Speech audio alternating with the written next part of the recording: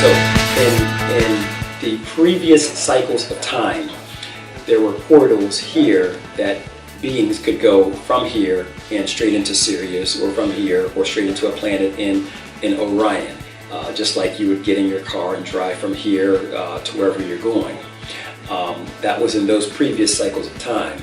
Then everything gets destroyed. It's a creation, destruction period. And everything gets destroyed and that time clock starts again.